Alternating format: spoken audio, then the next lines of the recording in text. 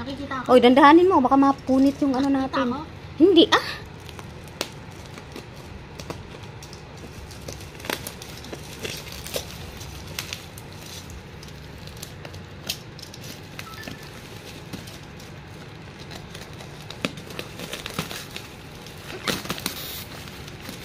Madilim.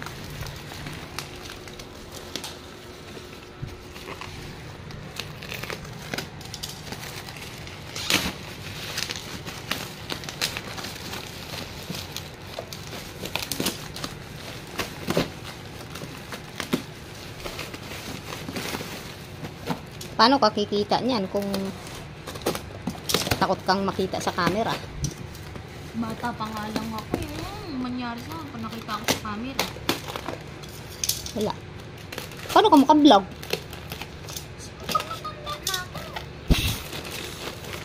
Mga ayaw makita mga bata sa internet eh. Oh? Kaya ayaw ko magpakita.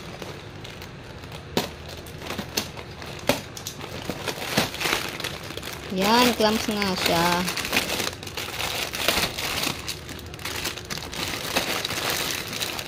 Ang cute naman din ng headband.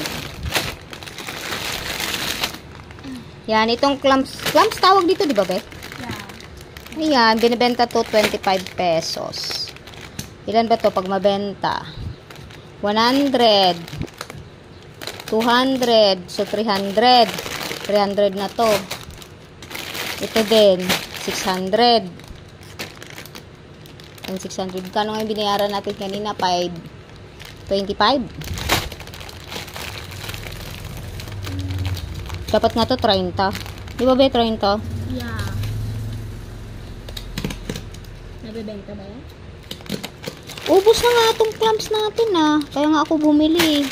Mga marami ng ganun mga tao. Hindi na sila bibili. Bali 525. Sa bagay, kung mayroon namang headband din. May naghanap naman kasing headband. Kaya ko lang naman kinuha tong headbands kasi pag ito lang dalawang kukunin ko, hindi siya free shipping. Double kasi ako sa free shipping. 30, din yung nito 38 pesos ang shipping fee. Kaya sinamahan ko ng headband. Naman tong headband. Naghahanap din naman ng headband na lang. Okay naman din siya, maganda siya sa buhok. Kumpara nung may So, bebenta natin to. Pwede na tong 15. Yan, 15 pesos ang isa. Hindi naman pwedeng 10 to. Napakamura naman pag 10 lang. Diba, guys?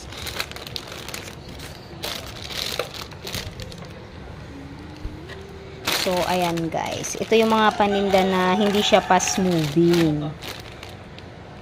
Lang. So, ayan guys. Ito yung mga panindang hindi siya fast moving. Pero nabibenta din naman. Kasi marami ding naghahanap nito. So, at least pag naghanap sila, meron akong maibigay. O, diba? Pangit naman yung pag naghanap sila, wala. Ang nakakapagod kaya magsabi ng wala. O, diba guys? So, binayaran ko nito lahat is nasa 525. Yan. Mura lang nito. Ang ganda-ganda kaya nito. 25 lang. Dapat 27 para may 2 pesos. Gagawin ko tong 27. Kasi mahal na to sa iba guys. 30 pesos, 35. Ang ganda kaya nito. Pangalawang bili ko na to. Kasi yung una kong bili, naubos siya agad. Kabo naman na malaki. 25 pesos lang. Oh, ang ganda nito. Ang ganda nito guys. Ang cute. Ang cute pa ng mga kulay niya. So, yun lang guys.